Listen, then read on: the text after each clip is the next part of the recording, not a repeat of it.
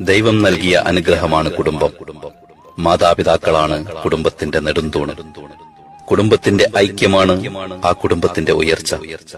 നിങ്ങൾ ചിന്തിച്ചിട്ടുണ്ടോ, ഈ കുറഞ്ഞ കാലത്തെ ജീവിതം പരസ്പരം വിമർശിച്ചിട്ട് എന്ത് കാര്യം? വിമർശിക്കും തോറും കുടുംബങ്ങളിൽ വാശിയും വൈരാഗ്യവും കൂടി വരുന്നു. തിരിച്ചു വരാത്ത ഈ ലോകത്ത് വിഡ്ഢികളാകാതെയുള്ള ജീവിതം സന്തോഷത്തിലാകണം.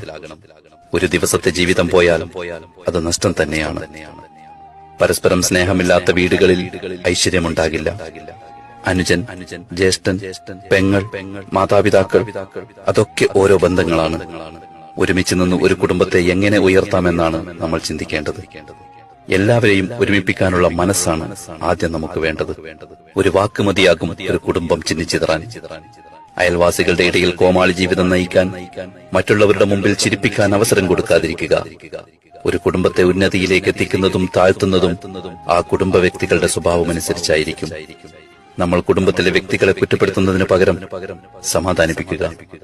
അനുജന്റെ ഭാഗത്തു നിന്ന് ചിന്തിക്കുക, ജ്യേഷ്ഠന്റെ ഭാഗത്തു നിന്ന് ചിന്തിക്കുക. പെങ്ങൾ, മാതാപിതാക്കൾ, ഇവരെയൊക്കെ കുറ്റപ്പെടുത്തുന്നതിന് പകരം അവരുടെ ഭാഗത്തു നിന്ന് ഒന്ന് ചിന്തിക്കുക. കുടുംബത്തിലെ ഓരോ വ്യക്തികളെ കുറിച്ച് പഠിക്കുക, മനസ്സിലാക്കുക. പുഞ്ചിരിച്ചുകൊണ്ട് മാത്രമേ പെരുമാറാവൂ.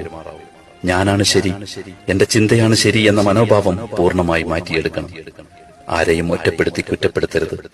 എല്ലാവരും ആഗ്രഹിക്കുന്നത് കുടുംബങ്ങളിൽ സമാധാനമാണ്. എന്തെങ്കിലും കുറച്ച് ലാഭങ്ങൾക്ക് വേണ്ടി കുടുംബബന്ധം തകർക്കരുത്. കുടുംബങ്ങൾ ചിന്നിച്ചിതറാനുള്ള അവസരങ്ങൾ ഉണ്ടാവരുത്. ഓരോരുത്തർക്കും ഓരോ പദവികളുണ്ട്. മാതാവ് ഒരു പദവിയാണ്, പിതാവ് ഒരു പദവിയാണ്, ജ്യേഷ്ഠൻ ഒരു പദവിയാണ്, അനിയൻ അതൊരു പദവിയാണ്, ഭാര്യ ഒരു പദവിയാണ്, പെങ്ങൾ ഒരു പദവിയാണ്. ജ്യേഷ്ഠന്റെ ഭാര്യ അമ്മയുടെ സ്ഥാനത്താണ്. മൂത്തവരെ മൂത്തവരായും ഇളയവരെ ഇളയവരായി തന്നെ കാണണം. കുടുംബബന്ധം തകരുന്ന ഒരു സംസാരവും അണിയറയിൽ നടക്കരുത്. വീട്ടിലെ മരുമക്കളെ സ്വന്തം മക്കളായി ഭർത്താവിന്റെ മാതാപിതാക്കൾ കാണണം. കാരണം അവരുടെ പെൺമക്കളെയും മറ്റു വീടുകളിലേക്ക് കെട്ടിച്ചു വിട്ടിട്ടുണ്ടാകും. എല്ലാവരും സ്ത്രീകളാണെന്ന ബഹുമാനം നൽകുക. അയൽവാസികളെ പരിഗണിക്കുക. അവർ ചിലപ്പോൾ മിണ്ടിയില്ലെങ്കിലും നമ്മൾ മിണ്ടിത്തുടങ്ങണം. നമ്മുടെ വീട്ടിലുണ്ടാകുന്ന എല്ലാ സന്തോഷങ്ങളിലും അവരെ കൂടി ഉൾക്കൊള്ളിക്കണം. നല്ല മാറ്റങ്ങളും നല്ല ചിന്തകളും. പഴകി ദ്രവിച്ച ചിന്തകളെ ഒഴിവാക്കൂ. പുതിയ ചിന്തയിലേക്കുള്ള പുതിയ മനുഷ്യനാകുക. മാറ്റങ്ങൾ ചിന്തയിൽ നിന്നും കടന്നു വരട്ടെ.